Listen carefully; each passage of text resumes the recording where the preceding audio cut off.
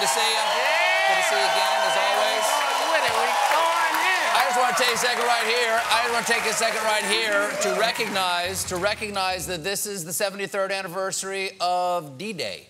On this date in 1944, the largest amphibious landing in the world happened on the shores of Normandy to liberate France and Europe from the Nazis. And there are still WW2 veterans out there who fought on that day. Go find one, give them a kiss, all right? Including, and I don't know if I told you this, including my Uncle Eddie, who was in the 101st Airborne and went in 8 hours before D-Day to cut wires behind enemy lines. And he got caught immediately in Saint-Mary-Église behind this little school and then escaped and ran off and joined up with his unit. Yeah, thank you, Eddie.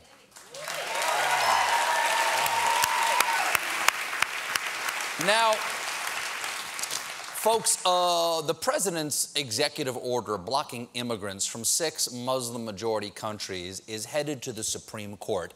Ironically, it could be people in robes that stop Donald Trump from banning people in robes. But the administration still has a shot to win this one if they can just convince the court that the order is not an unconstitutional travel ban. And they have been very, very disciplined with this message. This is not a travel ban. It's not a travel ban. And it's not a travel ban. Because when we use words like travel ban, that misrepresents what it is. And then, yesterday, on Twitter, the president backed them up and off a cliff. People, the lawyers, and the courts can call it whatever they want, but I am calling it what we need and what it is, a travel ban. Then, travel, enjoy, travel ban. Then he continued supporting them under the bus. That's right, we need a travel ban for certain dangerous countries, not some politically correct term that won't help us protect our people. Sir, you're really hurting your own case. You used to call it a Muslim ban. Travel ban is the politically correct term. As in, I don't like those travelers with their travel beards and when they prey on their travel rugs. These tweets threw the White House into complete disarray, which was a refreshing break from the usual spiteful chaos. So they sent out White House advisor and Radio Shack manager, who is not going to accept a return without a receipt, Sebastian Gorka, who explained that the president's tweets are not policy. His tweets are the policy. They are statements from the President of the United States about what he wants. It's not policy. Of course it is. It's social media, Chris. It's social media. It's not social media. Right? It's his words, his thoughts. It's not policy. It's not an executive order. It's social media. Please understand the difference. Okay.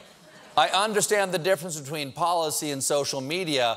I don't understand the difference between you and a douchebag.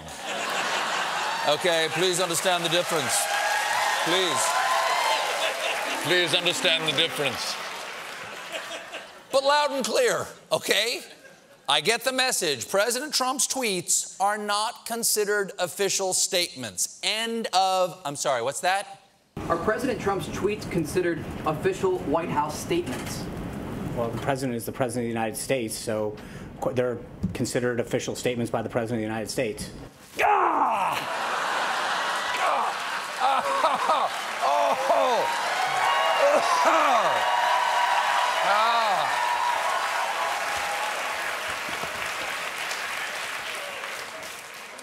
What could possibly have happened in the last 24 hours to account for a 180 like that? The fake mainstream media is working so hard trying to get me not to use social media. They hate that I can get the honest and unfiltered message out.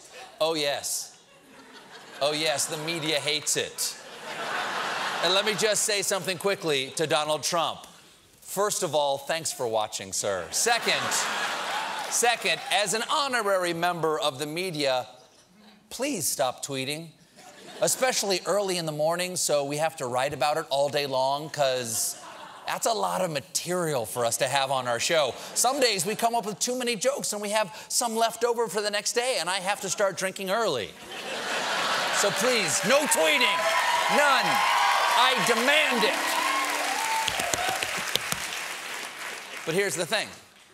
Everybody knows this tweeting is a disaster, so why does he keep doing it? And why so often? His frequency of tweeting, even for him, has become cartoonish. And here to explain, please welcome Cartoon Donald Trump. Thank you, sir. Cartoon Trump, everybody. Lovely. You look lovely, sir. Thank you. Thank you for joining us, Mr. Cartoon President. I plead the fifth. This isn't a trial, and I haven't asked you anything yet. Just practicing. So, sir, That's what winners do. Are you concerned about the news that Russians may have hacked our election? No, Hillary lost because she didn't campaign in the swing states. Michigan, Wisconsin, Moscow. It's a red state. Come on, we know it is. I understand. No, I understand. So you aren't nervous about James Comey's upcoming testimony before Congress? They say he took notes of every inappropriate thing you said to him. Come on, no one has time to write down every inappropriate thing I say. Not even me. Here comes one now. I have no idea what it's going to be. Rosie O'Donnell is a Muslim and a hoax. Enjoy. I don't think you understand. All these reckless tweets are hurting your own agenda. When you were abroad, a couple weeks ago on your little tour of the Middle East and Europe, things went really well, in part because you didn't tweet. Well, I wanted to, but I couldn't charge my phone. They got weird plugs over there. That's why I dropped out of that stupid Paris thing. You can't stop tweeting for even 5 minutes, can you? I can stop anytime I want, Stephen.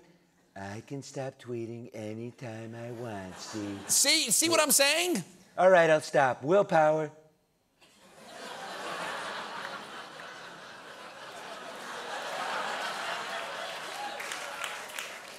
Let me ask you about the healthcare fight.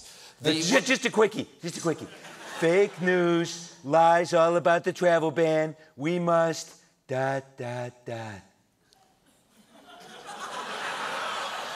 We must what? I don't know. Mid-sentence is the only time I stop tweeting. Enjoy! Cartoon Donald Trump, everybody. We'll be right back.